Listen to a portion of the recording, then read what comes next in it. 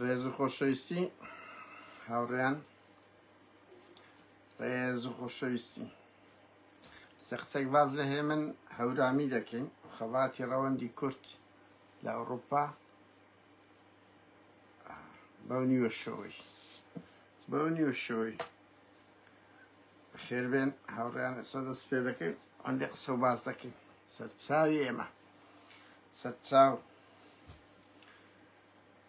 دای بەوەی خۆشە لە پڕێک بێ نەک ڕابگەینی بڕوا بکە. من هەورامی لە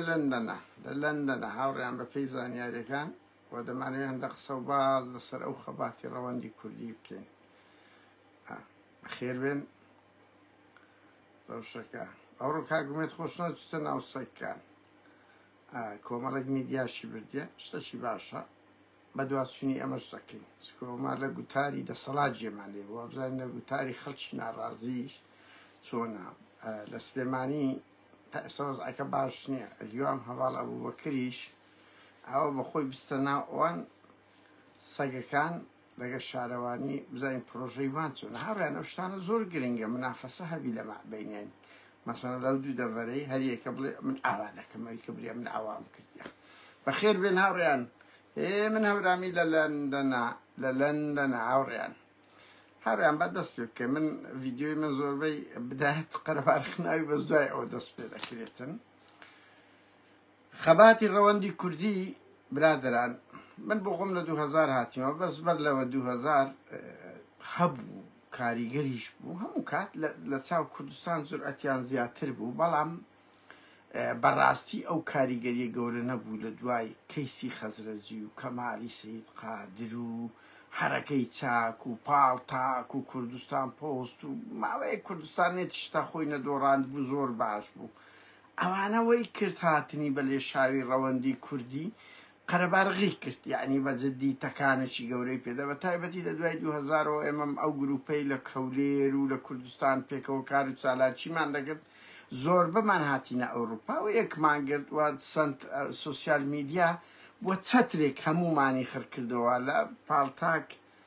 یعنی من نەر بە تەمام لە کاگڕەنجە و عەلی سیاسی بکەم چکەوان لە دوو ئەقدەمە هەرێک بەناوبانگەکان بوون کە ژووری پێشکەوتخوازان و ژووری دەنجی کوردستان گەلی کوردستان هەیان بوو بەهەرحاڵ دوای ئەوە گوتم پاڵتاک ماڵپەڕەکان هات دوای ئەوە حرەکەی چاکە حرەکەیەکی زۆر گەورە بوو 12 وڵات بوو تەکانی پێدا بەڵام لە دوای هەفتەی شوبات ئاستی ناڕەزایەتەکان زیاتر بوو گروپی هەفتەی شوبات لە سوید لە 2011 دروست بوو لە بەریتانیا کۆمەڵێک گروپە بوو لە هەموو وڵاتەکان گروپی ڕەخنەگری و ناڕەزایەتی زۆر بەهێز بوو هاوڕێیان ماوەیەک یعنی بەڕاستی لە هەموو وڵاتەکان حرەکەیەکی ڕێخستنی زۆر گەورە هەبوو گۆڕان هاتە مەیدان تەکانش پێدا بەس کوی پڕ کردەوە فسی کردەوە ئەو گۆڕانە ئێستا من هاوڕێیان دەبینم بە سەدان کەس هەنایان بینمەوە نا لەناو ئەو حرەکە ناڕەزایەتی بوون کاچی من یان بەدەیان پەرلەمانتار و سیاسی ئەو گۆڕانی ئێرە چیان لێ هات زمان ئەوەندە درێژ کاکە گۆڕان تواوە دەرکەوت ئەوانیش توانەوە بابی من خەڵکی کورەمە لەو 32 ساڵەی بڕوا بکە بە هەزاران کەس لە تەکمان تەسلیم بووە نیاری کردیە مردیە تێم دەگەی ئاڵاکەی دانایە ئەمە بەردەوام بووینە یعنی ئەمەد ئەو بەس بیرکەنەوە ئەلەو هەموو پەرلەمانتار و کەساتی هەمووی 12 چیانمانە گۆڕانەکان بسەکەن هاوڕێیان بەهەرحاڵ هیچ تەکانێک بەقەت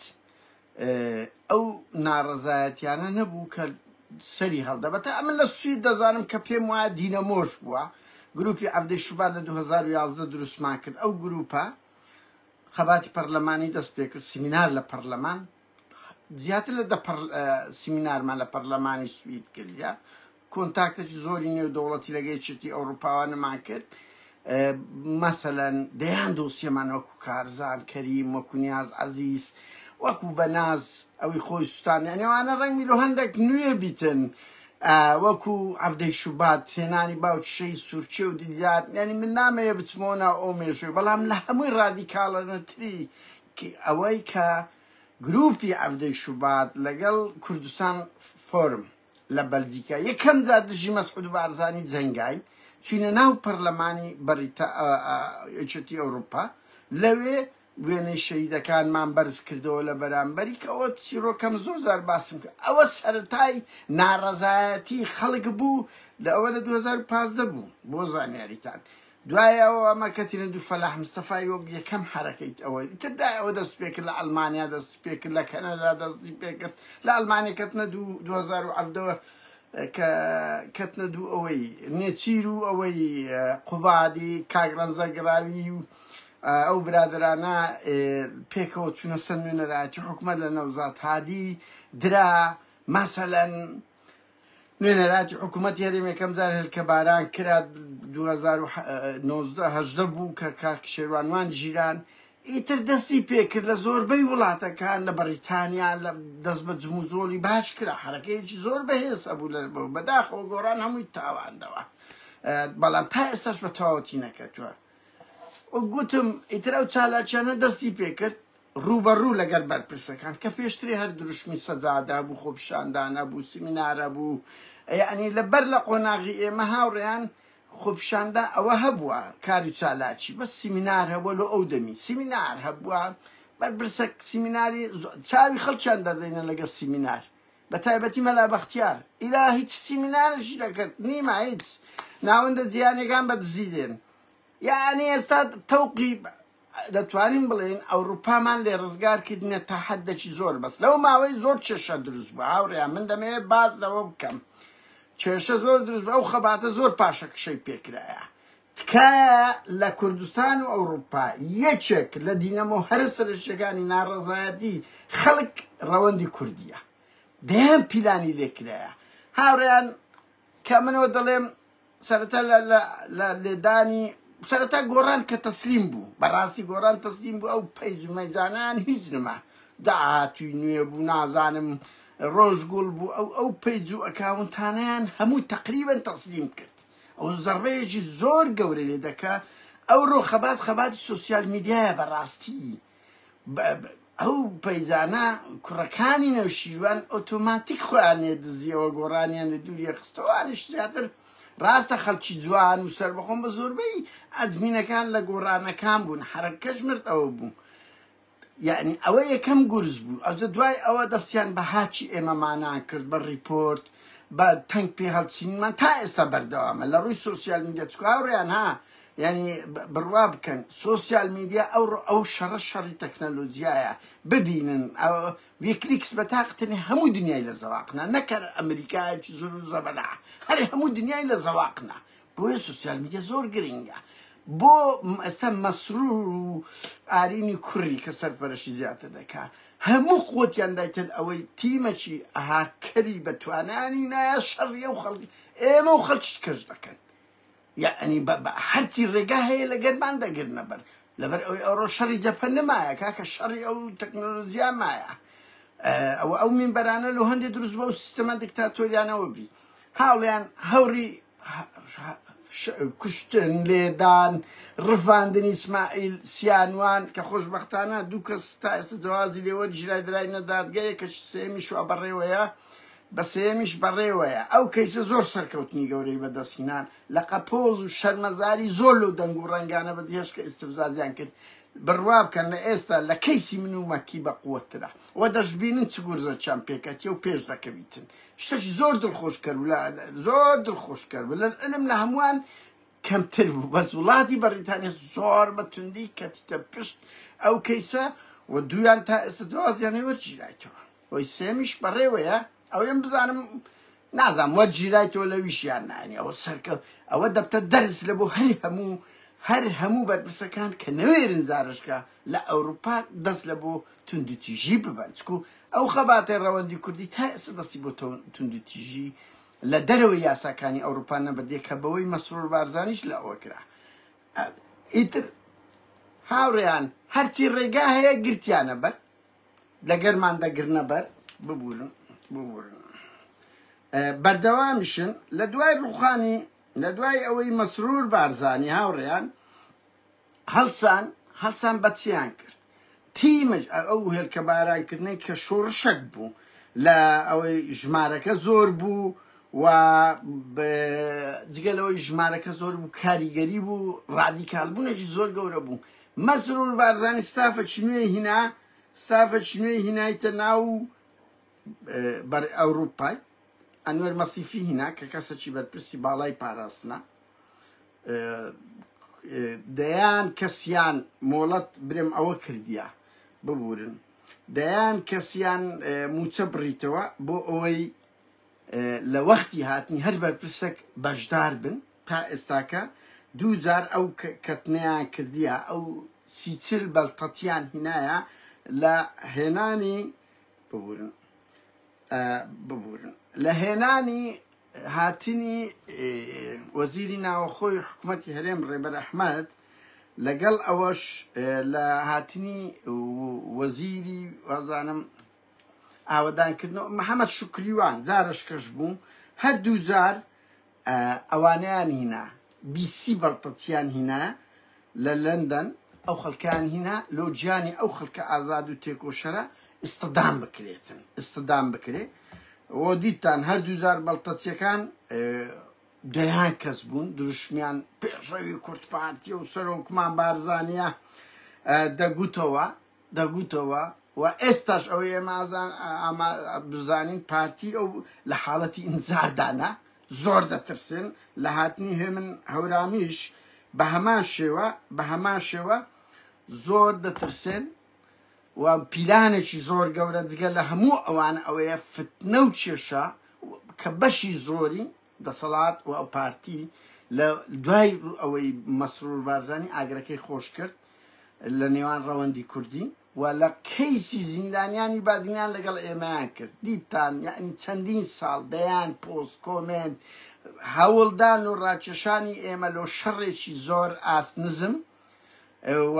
هەوڵ بدرێ ئەو ڕەوەندە کوردەی کە لە کەیسی زیندانیانی بادینان کاریگەری زۆر گەورەی هەبوو دیتان و کەیسی زیندانیانی بادینان یەکێک لەو کەیسە زیندوانەیە کە تا ئێستاش بەردەوامە فتنا کێشە کۆمەڵێک کەسیان ڕاکێشە لە بۆ ئەو شەڕەی بەڕاستە و خۆ بیان نایانی بە بەرنامە بیان ئەوتە لەگەڵ حویاتی ئەو بوو زەربەی زۆر گەورەیان لە سارکردنەوەی خەڵکدا بۆ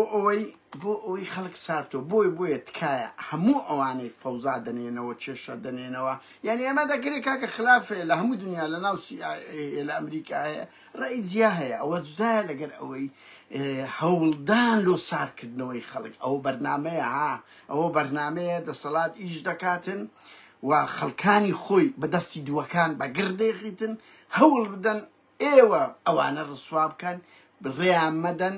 و بزانن یعنی من دۆزانم لەناو هەموو حرەکەیەکی ناڕزایەتی خاستن ئەو زیلەی ئۆپۆزیسیۆن هەیە گەورەترین کێشەی نائیداری بوونە یان هەندێک کەسی ئەو پەڕی بێعەقڵ دەنوێنیتن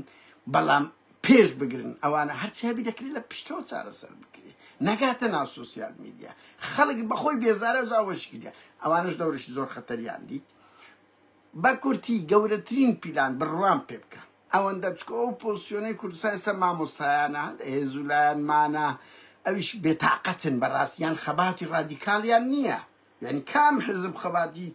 ڕادیکاڵی وەچی ئەوروپای هەیە ئاوا ئەمە دەکەوینە دوو بەرپرس تەلەفۆن و بەرپرس دەکرێت دەچینە ناو قوڵایی ناڕزایەتێک ئەوە سیمینار و کۆنفرانسەکانیان کاکە ئەوروپامان لە پارتی وێچێتی یاساخ کردیە ئێخر ئەوە کەم نییە ئەوە بۆ 8 ساڵ لە 2015ەوە چاردەوە ئەو حرەکەی ڕسواکردنی بەرپرسان لە ئەوروپا دەستی پێ کردیە ئەوڕیان تکات جوێندان باش نییە نەک بە ئێمە بە ماڵی بارزانی و بە ئەوانەی تکەش ئەو سلوبە باش نییە ئێمە دەبێت ئۆپۆزیسیۆن من یەک سەرنج بدەم بڕوا بکەن ئۆپۆزیسیۆن ئەگەر جوێن بدا وەکو ئەبوچیچۆ هیچ فەرقیمان نییە لەگەر پارتی ئەبێ مۆدیلێکی جیابین هەموو ئەوانەی جوێن دەدەن هەن کاکە بەناو ئۆپۆزیسیۆن بەس بە شەرەفم ئەبوچیچۆن ئیکورە بازیون بە ماڵی بارزانی تاالبانی بدەن فەرقیان چییە لەگە ئەبوچیچۆ یعنی تو دەتەوێت ئەو نموزەدەزەی بگۆڕی نموزەدەکی هەمان نموزەزی ئەبوچیچۆی بینێ دەسەڵات یعنی ئەو چه ئازادیەکە جوێن دەدەن ئەو پەڕی ڕەخنە بگرن جوێن مەدەن کە بەرپرسێک دێ بڕۆ بکەوە دووی لەبەر چاوی پۆلیسی هێلکە بارانی کەوکۆی لە بەرامبەر مەسروور کرد بەس جوێنیان پێ مەدەن جوێن بە ماڵی بارزانی و تاالبانی وا دەکەم ئەوە ئاستێکی زۆر نزمە هەر لەبەر هەندێک ئەوڕیان سیرکەن هەمووانی جوێن دەدەن پارتی تەشقەڵیان پێ ناکە لێیان دەگەڕێ لەبەرەوەی دەوێ ئەو نوزەزە ئۆپۆزیسیۆن هەبی بەڵام هەموو ئەوانەی بە ڕادیکاڵانە ڕەخنە دەگرن ناڕزایەتی دەربڕن بزانە حاچیان دەکەن هەوڵی کوشتن دەدرێت دەیان ڕفێنن ئیانیان دەکرێت لۆ لەوانە دەترسێن ئەو نموزەجە جوانە لۆ ئۆپۆزیسیۆن دوای ئەمە خۆ خەبات ناکەین دەموچاو بە دەموچاو بگۆڕێ مە خەبات دەکەین ئەخلاق بە ئەخلاق بگۆڕێ بەهەرحاڵ ئاوڕیان پیلانی زۆر گەورە هەیە لەسەروی هەموو ئەو پیلانانە من لە ئایندەیەکی زۆر نزیک ئەو دۆسیشتان لە بۆ باز دەکەم ئێستا پارتی من پارتی دەوێچێتیش یعنی ئەوها تەنگابووینە ئەگەر هەیە شار بخەنە سەر بنەماڵەکانمان لە کوردستان قیمەی بێ ئەخلاقیشە قیمەی بێ ئەخلاقیشە یعنی ئەو دۆسی ئەمە بە جددی لەسەری ڕادەوەستین و دۆسیەکی زۆر ئابروبەرانە و بێ ئەخلاقانەیە و هەردوو لە دەستیان پێکردیە تەنگ بە بنەماڵەکان ماڵ دەچن بۆی چێ جۆڵ نەکەین ئەوان دەگرن تیرۆر دەکەن مەسەلەن تاڵانی دەکەن موچە نادەن خەڵک برسی دەکەن خیانەت دەکەن هەمووی دەکەن بەس تو نابی لە ئەوروپا بە شێوەیەکی مەدەنیش ناڕەزایەتی دەرببڕی پێیان ئەوەیە تاوانە و ئەوە نیشانەی ئەو پەڕی ئیفلاسی و ترسنۆچیانە لە بەردەستی ئێمە نیشان دەدەکە کە هیچیان لە بەردەست نمایە و تەنگاو بووینە و زەلیل بووینە کورە هاوڕێیان قەت ساوەڕە مەکەن حیزبەکێکی پارتی 80 ساڵە کورە لە کۆمێن دەترسێ کورە برا لە دوو گەنج دەسێ سەزادەی لەو ئەوروپایی بڕوان پێ بکەن بڕوان پێ بکەن لە ژنێک دەترسێ و کوشتنیان ئەنوەری بستە سەر ئەوەی ناڕەزایەتی دەربڕێ هێزێکی زۆر ترسنۆکنەوەانە یەکێتی بە هەمان شێوە ئەوە چێ دووسێ کەس ئیسماعیلی شوان لە ئەوەی ببوون یعنی ئەترسن کاکە ئەترسن لەبەر ئەوەی لێرە قانونی ئەوروپی وڵاتەکانی ئەوروپا لە ڕووی قانونیۆ ملائمە بۆت کەت و هەمومان ئەو ناڕزایەتیانی دەرمان بڕێ لە بەردەم پۆلیسی وڵاتەکانی ئەوروپی کردیتمان و پارتی و چێتینەیان وێرە یەک قسە بکەن شکایەتیان لێ دەکەین دەهێن شکایەتمان لێ کردینە لەو 15 ساڵە بەس خۆ مەرجنیە بە یەکجاری خۆناغە سەر بگری شتی زۆر گەورەش بەڕێوەیە بڕوان پێ بکەن لە هەم جامەلەم نییە دەستبینن بزان چۆن شتی گەورەی کەش بەڕێوە هەروە دێ ئەسمون وەرەگرین ڕۆژگارێک دێ دەبینن لەو ئەوروپایی بەرپرس دەدەین ژۆرێ دڵنیا بنەوە دڵنیا بنەوە یان دایان بینە ژۆرێ یان ئەوەتە بە ملیارها دۆلاریان زەریر لێ دەکەوی من بەدپرسم لەو قسەی بە زوو درەنگە و ئەمە لە سوی دەیان حاڵەتمان کردیە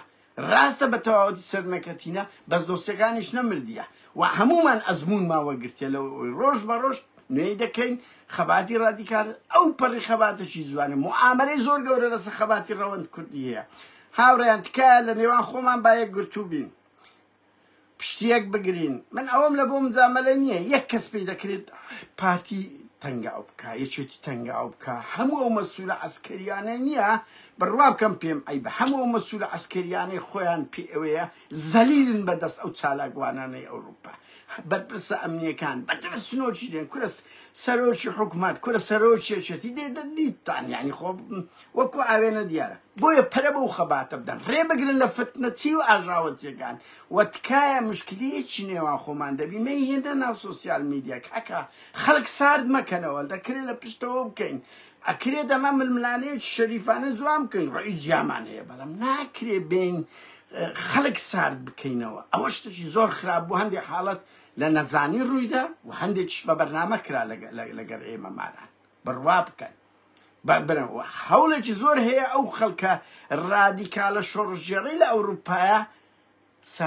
ساردیان بکەنەوە فتنیان لێ بکەن موعامەرەیان لێ بکەن ئەرهاب بکەن بیان کڕن هەموو ڕێگایەکی گیرایتە بەر تا ئێستا ئاڵایەکە نەکە تێ ناشکەویت دڵنیا بنەوە لەبەرەوەی پارتی وێچێتی جەرائیم زۆر دەکەن ئەوان هەموو هەرچی لە دەستیان لێ دەیکەن ئێمەمانە چ دەکەین خەباتێکی زۆر مۆدرن و جوان دەکەن دەکەوینە دویان لەبەر چاوی پۆلیس هێرکەوتەما ئەوانە دووتان ئەو هەموو لە مەسرۆردرا لە بەردەم بەریتانیەکان چوونە سەر سەیارەی نێچیروانی ئەمە لێرەکەتن دوو فەلاح مستەفا و چەندین بەرپرسی بکە یعنی هیچ ناکرا براکەم هیچ کەسمان نەگیراین بەڵام ئەوان کردن و تژیان کرد هەمووانەوە دەجیژێن دڵنیا بن ئەو ڕهابانەی لە بەرامبەر من و مەکیش کرا لەوەی ئیسماعیلی سیان زوو درەنگ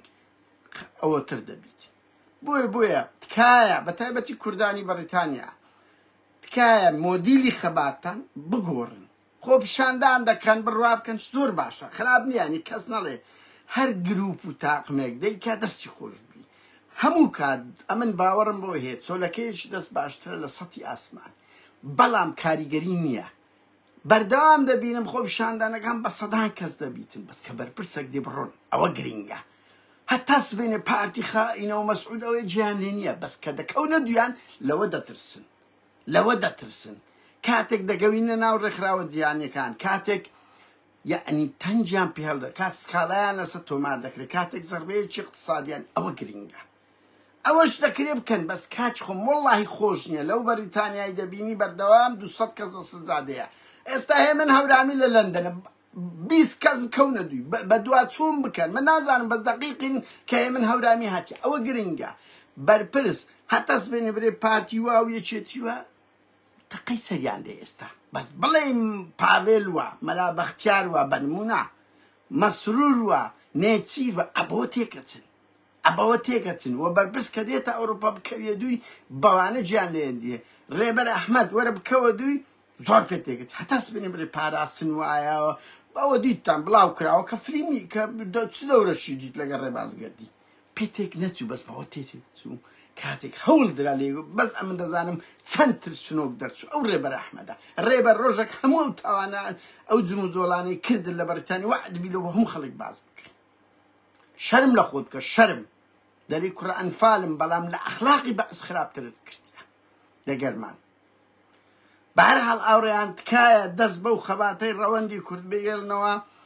یەکێک لە قەڵاکانەوە هەموو کات ڕەوەندی کورد کاریگەری هەبووە لەسەر کوردستان و قەڵایەک لە قەڵایەکانی بەرخودانە دژێ و دەسەڵاتەوە شێوازێکی زۆر مۆدرن و زۆر تکایە ڕێمەدەن جوێندان شوێنی ناڕەزایەتی کوردی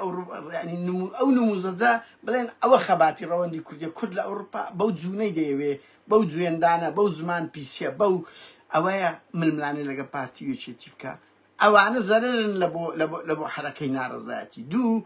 ئەو هەموو شەڕ و شۆڕە مەهێنە ناو سوسیال میدیا و دەکرێت ئێمە کاکە کەم و کورتیمان هەیە لە منەوە بگرە ئەڵەمان هەیە ڕۆعی تەسامعمان لەگە یەکەبی کاری هاوبەش بکەین زیاتر بەیەکەوە بە تایبەتی من بۆ خۆم یعنی لەگەڵ ئەوە نیم داب هەر وا دەکەن گروپەک دێ وەرە دابنیشن گفتوگۆ بکەین کاچ خۆم لەسەروی گفتوگۆ من کە لە مەیدان نەدبینم چ بێم لەگەرت دابنیشم قونمان هەموو ئەوەندە گەورە بۆ ئەوەندەی دابنیشن گفتوگۆ بکەین وەرە مەیدان تا بتبینم هەتا بتوانم لەگەرت بچمە مەیدان بێمە ناو کارێکی ڕێکخراوەی تۆ نەوێری مەسوولێک بێتە ئێرە چ من دەتوانم بێم بەس لە گەرمەی انتخاباتی پەرلەمان ئیتر هەموو جیاقیت دەکەنەوە لیست دروست دەکرێت جم و جۆڵ دەکرێت ئەدی بە وەختی بەرپرسێک دێ ئەدی شکایەت ئەدی دەیان ڕێگای تر هاوڕێیان قسەی کۆتاییم هەر ئەوەندەیە هێمن هەورامی لێرە من ڕەنگ و چەم و بەرپرسەکان کە بێ و بڕوە بەدزی دێن بە ئاشکە جورئەتیان نمایە بەڵام دەشانەوێت جێقیتکەنەوە ها جێقیتکەنەوە ئەوە بن دوو پاراستن پارەیەکی خەیاڵی فرێدایتە ناو ڕەوەندی کوردی دەیان بەڵتەچی خۆیان دروست کردیە کە بەرپرسەکانیان ئێستا حیمایان دەکەن بڕوا بکەن حیمایان دەکەن بەکریان بە تایبەتی لە لەندەن 23کن یعنی ئەمە دەزانین هەیەە 1.5 میلیۆن دەدەن لە قوتی ئەو خەڵکی چییە بەس ئیشان بەڵتەچی بوونە بەجددی شەرم لە خۆتان ناکەن پارتی ئەنگۆ هێزەکن دەرێ هێزی ڕقەمێکن کەسی حیمای کادرەکانی خۆتان دەکەن لە ترسی ڕەوەندی کوردی و بە هیواشم هاوڕێیانەوە بە هیواشم هەمومان پشتیەک بگرین بەیەکەوە خەبات بکەین کۆتایی بە هەندێک شتی لاوەچی و هەمووانەی فەوزا و فتنە دروست دەکەن کێشیان ڕسوایان بکەن هەرچیمان هەبی بەڵام مانای ئەوە نییە خەڵک سار بکرێتەوە گۆڕان خەڵکی سار کردەوە بەرهەم ساڵە خیانە دیرێکت ئیلا ئاخری خەڵکانێک هەن لەو ئەوروپایە فەوزا دروست دەکەن ئەبێ پێشیان بگیرێتن تەشجیعیان مەکەن ڕسوایان بکەن لە منەوە دەست پێ بکەن ئەگە من دەستم پێ کرد لە منەوە دەست پێ بکەن و بە هیوام کوردانی بەریتانیا کاکە بگەڕێن خۆ من دەزانم هاوڕێیان زۆر کەس دەڵێ ئەری بۆ ئەوە کاکە دێتە ئەو بەریتانیای گەورەی ئەخە بەس لەندەن 9 میلیۆن کەسە کو دەیگیری لەو کۆڵانەی دەستا ئەو کۆڵانەی نایگیری بە ئاشکانیە ڕابگەێنن بۆیە بە دەبی هەری کاری یەک بکەین و بە دواتچوون کە لەو شوێنە کۆبنەوانە هەیە من هەورامی ئەوانە دەبی دەرسیان پێ بدرێتی کاچ خۆم ئەوانە دەورێکی زۆر خەتەر دەبینن ئەوەی زایدەن کۆمەلگای کوردی زۆر ماندی بۆ بەدەست ئەو دەسەڵاتەوە دەبینی تەقی سەریاندی موسە نادەن بڕوا بکە دوێنێ نێچیر و مەسرور هەر یەکە بە تیارەی تایبەتی خۆیان ڕۆیشتنە تیارەی تایبەتیان هەیە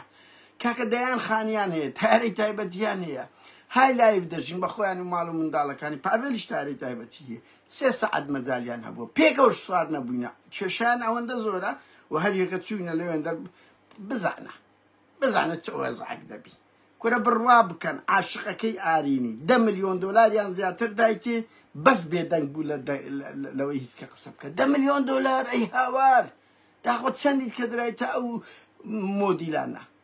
هەموو قوتیە و خەڵکیە خەڵکیش لە چ وەزعکدا دەژی کارەبا نییە کە چ کارەبای دەدەرە مووسول بۆیە ئەرچی هەمومانە لە ئەوروپا ئەو بەرپرسان تێبگەین ڕەقی پێ لەسەری ئۆپۆزیسیۆن هەیە و ئەو ئاڵای ڕەوەندی کوردی کە کاریگەرترین شێوە خەباتە یعنی وەکو گوتم ماوەک لە پاڵتاک بوو لە ماڵپەڕەکان بوو دوای ئەوە کەتە ناو حرەکەی چاک لە چاک دوایە پەڕیەوە ناو ڕەوەندی کوردی بە شێوەی ناڕەزایەتیەوە 8 ساڵە ئەوروپامانە یاساکردنیە بەردەوامی پێ بدەن و مێژوەکی جوان لەو ڕەوەندی کوردی دروستکەن و بوار مەدەن چاوانەی فتنە دەکەن چ ئەوانەی بە زمانشی ئازنزم ململانێ لەگەڵ دەسەڵاتە دەکەن ئەوانش خەتەرن مۆدیلێکی خراپن هاوڕێیان ببورن هەر شەو بوو ویستم هەیە من هاورامی سڵاومان بۆت هەیە بە هیوان جورئەتت هەبی لە شوێنێک خۆت بە دیار بێخی بە خۆت و بە 30 بەڵتە چێکەشتەوە داوە شوێن لە کوردستان ئەوەندە زمانیان گەورەیە لەوە ئەوروپاش دەبی بەدزی دێنیان دەیان بەڵتە چی دابەستیان هەیە پارەی ئەو خەڵکیان دەدرێتێ شەوێت شاد سپاس بۆ ژە لێ ڕاگرتن